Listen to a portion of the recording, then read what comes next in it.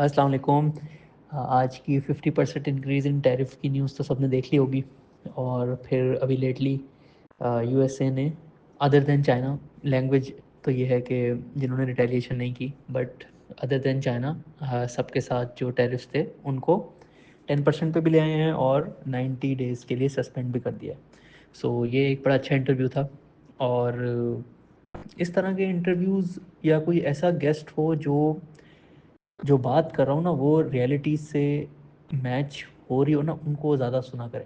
ऐसे लोगों को कम सुना करें जो कि थोड़ी सी कंस्पिरेसी थ्योरीज़ या ऐसी कोई बात करते हैं जिसमें जो करंट रियलिटीज़ होती है ना वो उसके साथ एक तरह से जो पज़ल है उसके अंदर बैठ नहीं रही होती। जैसे काफ़ी ज़्यादा लोग कह रहे हैं कि यूएस ये जानबूझ के कर रहे हैं ताकि वो जो अपनी डेट है उसको बाय बैक कर लें चीपली। ऐसा कुछ भी नहीं है। इट्स ऑल रिलेटेड टू कि यूएस ने अपना ट्रेड डेफिसिट कम करना है और साथ साथ चाइना को जो है थोड़ा सा ग्लोबल उनकी जो एक्सपोर्ट पावर बन रही है, न्यू टेक्नोलॉजीज़ में भी वो काफ़ी ज़्यादा आगे जा रहे हैं। सो उसको कर्टेल करने की कोशिश है।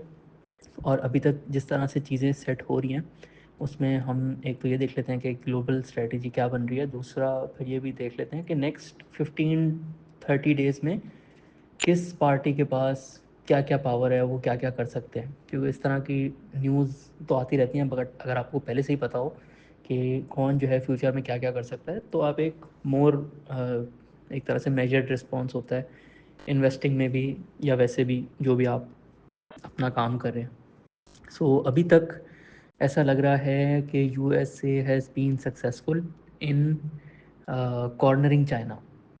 अब इसकी फाइनल कंफर्मेशन ये होगी कि यूरोप और जो बाकी सारे मुल्क हैं वो जो है अगले आहिस्ता आहिस्ता अगले 10-15 दिन में कोई ना कोई डील जो है फ़ाइनल कर लें रिलेटेड टू टैरिफ्स। और उसमें वो कुछ इस तरह का करें कि वो भी चाइना से अपना ट्रेड कम कर दें या चाइना के ऊपर ड्यूटीज़ लगा दें इस तरीके से। तो उसमें फिर शो होगा कि हाँ, USA has been successful in cornering China. और जो नेक्स्ट फ्यू इयर्स होंगे ट्रेडिंग पैटर्न जो है उसमें फिर चाइना को चैलेंजेस होंगे और उनको एक तरह से अपनी लोकल इकोनॉमी पे फोकस करना पड़ेगा। इसके अलावा यूरोप का रोल और जो दूसरे जापान या जो दूसरे बड़ी इकोनॉमीज़ हैं उनका रोल बहुत इम्पोर्टेंट है। वो यूएसए पे रिटेलिएशन अभी तक तो नहीं कर रहे, बट फ्यूचर में वो भी यूएसए की सर्विसेज पे कुछ प्रॉब्लम कर सकते हैं। अभी तक तो डोनाल्ड ट्रम्प जो है सिर्फ गुड्स की बात करता है, बट सर्विसेज में यूएस का बहुत बड़ा करंट अकाउंट तो नहीं बट सर्विसेज सरप्लस है।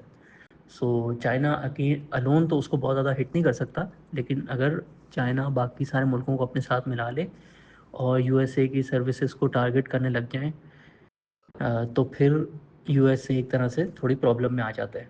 तो ये भी एक फ्यूचर डेवलपमेंट हो सकती है, बट अभी ऐसा लग नहीं रहा। ऐसा लग रहा है कि USA and rest of the world is against China और चीज़ें जो है अच्छी इनकी मैनेज हो रही हैं। इसके अलावा एक कैपिटल फ्लोज़ का भी एंगल होता है कि जितना ट्रेड डेफिसिट यूएसए का है विद द वर्ल्ड, उससे ज़्यादा वर्ल्ड जो है यूएसए के बॉन्ड्स ख़रीद लेती है, टी बिल्स, बिकॉज जो डॉलर है उसको बड़ा सेफ एसेट समझा जाता है और सबसे कम डेप्रिसिएशन होती है डॉलर में।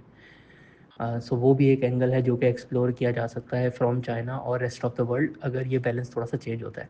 तो इस पॉइंट ऑफ व्यू से जो है सोचें कि जो इसमें तीन प्लेयर्स एक तरह से इन्वॉल्व हैं, यूएसए, चाइना और रिमेनिंग बिग इकोनॉमीज़ जिसमें ईयू और जापान वगैरह आ जाते हैं, वो किसकी साइड पे ज़्यादा जा रहे हैं। जिस साइड पे भी दो लोग हो जाएंगे वो जो है एक तरह से बच जाएंगे। और अगर यूएसए सिर्फ चाइना पे ड्यूटीज़ लगा ले और बाकी सारे ट्रेडिंग पार्टनर्स के साथ इंपोर्ट टैरिफ्स नहीं लगे तो फिर इतनी ज़्यादा इन्फ्लेशन शॉक भी नहीं आता। फिर यूएसए में थोड़ी सी पैनिक होती है। ज़ाहिर है चाइना इतना बड़ा एक्सपोर्टर है तो वो दूसरे मुल्कों में कैपेसिटीज़ लगने में और ऑर्डर शिफ्ट होने में टाइम लगता है, लेकिन एक रीज़नेबल लेवल ऑफ इन्फ्लेशन पे सारी चीज़ें मैनेज हो जाती हैं। तो इसको एक थ्री प्लेयर गेम की तरह देखें और आगे फ्यूचर जो भी डेवलपमेंट्स हो ना उसको अगेन लेकर आएँ कि ये जो तीन पार्टीज़ हैं किस किस ने अपने कौन कौन से कार्ड्स प्ले कर दिए हैं और किसके पास जो है फ्यूचर में क्या जो है रिज़र्व में रह गया है और आज की सिचुएशन के हिसाब से कौन जीतता हुआ नज़र आ रहा है। Thank you. एंड फाइनली अगर पाकिस्तान पॉइंट ऑफ व्यू से सोचें तो जो सारी चीज़ें हो रही हैं, अगर ग्लोबल शॉक इतना बड़ा नहीं भी होता तब भी थोड़ा बहुत तो शॉक आएगा इन्फ्लेशन का यूएसए में। अगर चाइना को कॉर्नर कर भी लिया तो चाइना की ग्रोथ बहुत ज़्यादा ख़राब हो जाएगी। तो ओवरऑल जो ग्लोबल डिमांड है वो कम होगी। कितनी कम होगी ये डिपेंड करता है कितनी ज़्यादा रिटेलिएशन होती है, बट ग्लोबल डिमांड ओवरऑल कम होगी, ऑयल प्राइसेस कम होंगी, कमोडिटीज़ कम होंगी।